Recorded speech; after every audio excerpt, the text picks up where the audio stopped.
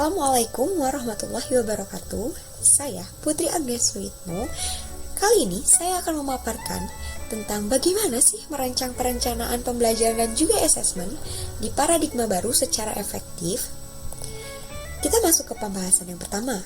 Bagaimana merancang pembelajaran yang efektif dan juga sesuai dengan paradigma baru di kurikulum Merdeka. Yang pertama, tentu kita harus analisis capaian pembelajaran. Kenapa sih harus menganalisis capaian pembelajaran?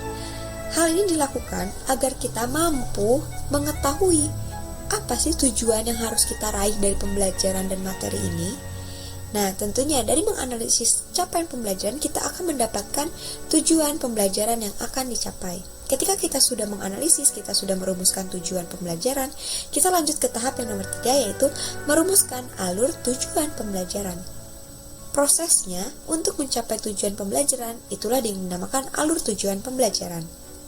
Dan ketika kita sudah menentukan tujuan, sudah mengetahui bagaimana untuk mencapai tujuan, baru kita mengembangkan modul ajar. Di sini dimasukkan dengan aspek model pembelajaran, metode pembelajaran, sarana dan prasarana.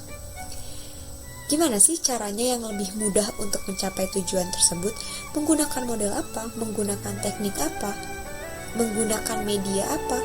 Semuanya dibahas di modul ajar, termasuk dalam proses yang kelima, yaitu menentukan dan juga mengembangkan asesmen. Hal ini juga harus termuat di dalam modul ajar. Rubrik penilaiannya, teknik pengolahan nilainya, dan itu semua harus termuat di dalam modul ajar. Sehingga modul ajar ini membantu kita dalam merencanakan pembelajaran yang efektif dan sesuai dengan paradigma baru. Selanjutnya kita masuk ke tahap yang kedua. Prinsip pembelajaran sendiri di paradigma baru itu seperti apa? Prinsip pembelajaran di paradigma baru yang efektif itu, yang pertama, mempertimbangkan tahapan dan capaian peserta didik. Maka dari itu kita harus melakukan asesmen diagnostik. Selanjutnya, membangun kapasitas untuk menjadi pembelajar sepanjang hayat. Bahwasannya di dalam pembelajaran di kelas kita tidak hanya memaparkan atau mentransfer ilmu pengetahuan, tapi juga harus membangun motivasi kepada peserta didik untuk menjadi pembelajar sepanjang hayat. Dan yang ketiga, mendukung perkembangan kompetensi dan karakter peserta didik. Seperti yang kita ketahui, ilmu pengetahuan saja tidak cukup. Aspek afektif harus tetap termuat dalam pembelajaran, dan itulah yang paling penting.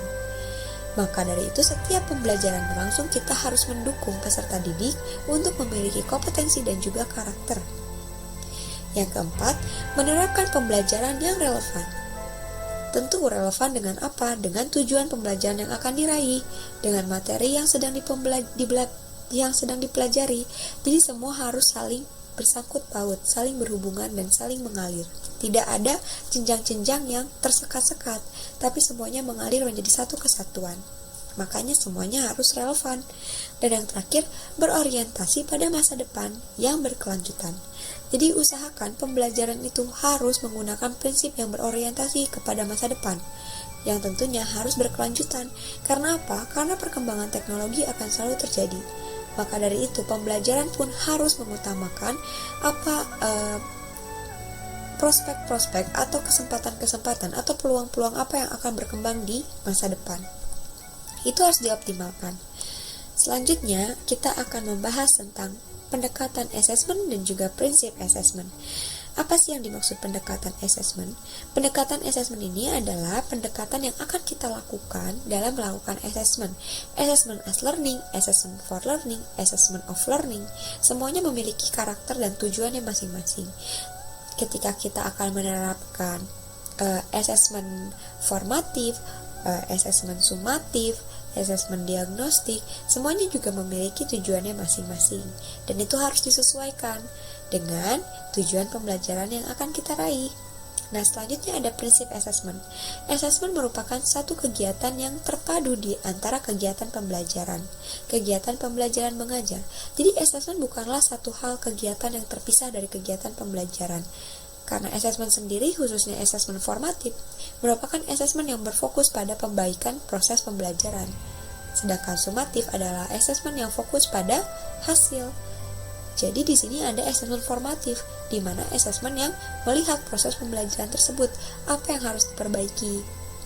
Nah, terus selain itu dirancang juga sesuai dengan prinsip-prinsip evaluasi pembelajaran, ada adil salah satunya.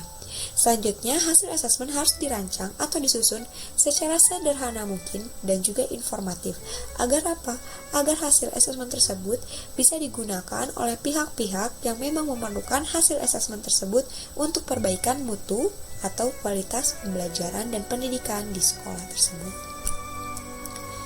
Selanjutnya, dari hasil asesmen, setelah kita merancang pembelajaran itu tentu harus ada umpan balik.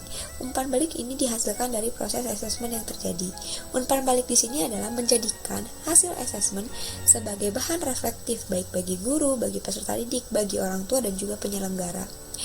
Jadi asesmen itu bukan hanya sekadar memperoleh angka dan nilai, tapi juga poin terpentingnya adalah untuk ajang refleksi, untuk ajang perbaikan mutu dan kualitas pendidikan itu sendiri. Jadi ketika terjadinya proses asesmen, laporan atau hasil yang diperoleh itu harus dijadikan bahan reflektif untuk menjadikan proses pembelajaran tersebut lebih baik lagi kemudian hari. Fungsi dari umpan balik tersebut seperti yang telah saya paparkan, yaitu membantu peserta didik untuk meraih motivasi dan juga membantu guru untuk memperbaiki kegiatan pembelajaran dengan mengembangkan modul ajar yang lebih baik, dari mulai sarana prasarananya, modelnya, pendekatannya, tekniknya, dan juga untuk dijadikan sebagai informasi dari pihak sekolah ke orang tua. Jadi orang tua pun mengetahui bagaimana perkembangan anaknya di sekolah. Terima kasih, sekian pemaparan dari saya tentang merancang pembelajaran dan asesmen yang efektif. Untuk kritik dan saran sangat saya harapkan. Kurang lebihnya sekian, mohon maaf jika banyak kekurangan. Wassalamualaikum warahmatullahi wabarakatuh.